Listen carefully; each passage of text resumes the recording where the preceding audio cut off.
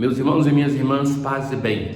A festa de hoje da exaltação da Santa Cruz faz memória daquele dia em que a mãe do imperador Constantino, Santa Helena, vai encontrar as relíquias da cruz.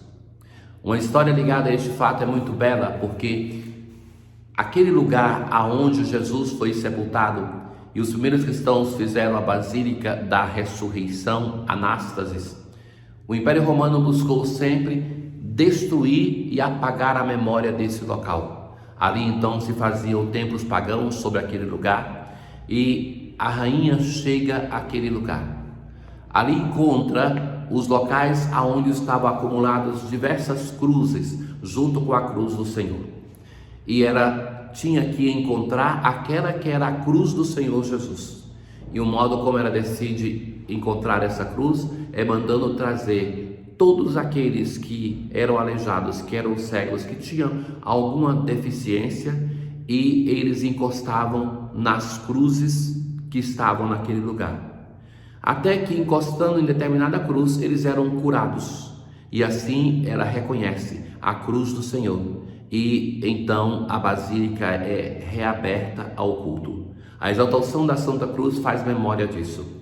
A que cruz nós exaltamos nesse dia é aquela mesma que nós adoramos na Sexta-feira Santa. É a cruz que é o Senhor Jesus, aquela que nos é o instrumento de salvação. É Ele o Senhor.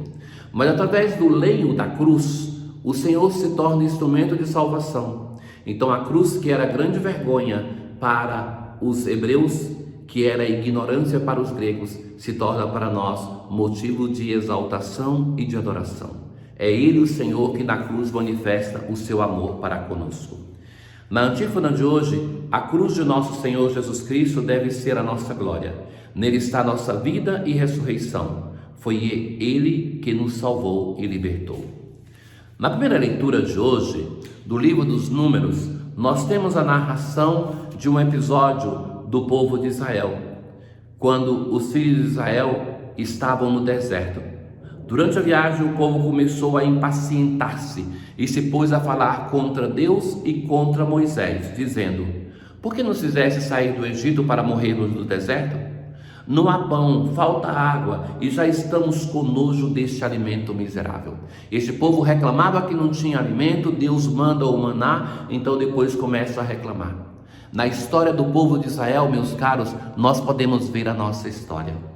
A nós que estamos sempre insatisfeitos com Deus, com tudo, que estamos reclamando, que estamos ali murmurando contra Deus e contra os seus enviados. No fundo, quem tem uma vocação para servir o Senhor é sempre sujeito às fofocas, ao disse-me-disse da comunidade, com Moisés, com o povo de Israel. E ao falar assim do seu profeta, eles atingem o próprio Deus. Então Deus mandou contra o povo serpentes venenosas. Veja que estes mandou contra o povo. Reconheçamos e vejamos que o deserto é o local de serpentes. É o animal dos poucos que vivem no deserto. E para a tradição bíblica, tudo aquilo que acontece de bem ou de mal é enviado, é produzido pelo Senhor. Mas através desse sofrimento, o povo vai entrar em um caminho de conversão. São as serpentes que começam a picar o povo de Israel que faz com que eles se apercebam: nós erramos, nós fizemos mal e muita gente morreu. O povo então vai dizer ao Senhor, a Moisés: pecamos, falando contra o Senhor e contra ti. Roga ao Senhor que afaste de nós as serpentes. Às vezes é um sofrimento na nossa vida que nos sacode para dizer: olha, as coisas não estão bem, é preciso se converter, é preciso voltar ao Senhor. O Senhor respondeu: faz uma serpente de bronze, quem olhar para ela viverá. Quem é que salva? É a serpente? Não poderia ser, senão seria um metal como um bezerro. Mas ao olhar para a serpente de bronze, o povo de Israel faz memória de quem é que o salva. É Deus. Veja que é Deus mesmo que manda fazer uma imagem. Isso é interessante, porque tantas vezes nós católicos ouvimos aqueles que incompetentemente dizem que Deus proíbe de fazer toda e qualquer imagem. Não é verdade. Deus mesmo manda fazer a serpente de bronze. Deus mesmo manda cunhar os anjos para colocar na Arca da Aliança. Deus não tem problema com imagem, porque nós seres humanos não vivemos sem imagens. Sabe que até a pessoa que nega de fazer imagem, quando ela fecha os olhos, ela, para pensar em Deus, para pensar em qualquer coisa, ela precisa criar imagens. Nós vivemos muito mais hoje em função das imagens do que no passado, meus caros, que as imagens invadem a nossa vida constantemente. Então não é possível você, por exemplo, rezar a nosso Senhor Jesus Cristo sem ter para você uma imagem de nosso Senhor Jesus Cristo. Você não consegue pensar no abstrato. O ser humano precisa, por necessidade antropológica, de imagens. Então Deus tem problema é quando a imagem o substitui. Quando a imagem serve para conduzir a Deus, ele não tem problemas e ele mesmo manda fazer. E essa imagem vai ser colocada como um sinal numa haste e quem olhar para ela vai ser curado. Ora, nesse gesto de levantar a serpente, nós temos uma imagem daquilo que vai acontecer no Novo Testamento, e o próprio Jesus vai usar isso hoje no Evangelho que nós ouviremos. Na aclamação no Salmo responsorial de hoje: das obras do Senhor, ó meu povo, não te esqueças. Escuta, ó meu povo, a minha lei. Quando os feria, eles então o procuravam, convertiam-se correndo para ele. Vai fazer uma memória de quando o povo de Israel é ferido, de quando nós somos feridos, de quando nós sofremos, que é uma ocasião de conversão. Recordavam que o Senhor é sua rocha e que Deus, seu Redentor, é o Deus Altíssimo. E mentiam ao Senhor com suas línguas. Infiéis, eles rompiam a aliança. Mas o Senhor, sempre benigno e compassivo, não os matava e perdoava seus pecados. Quantas vezes dominou a sua ira e não deu largas à vazão do seu furor. O nosso Deus é misericórdia e ele permaneceu sempre fiel à aliança para com o seu povo.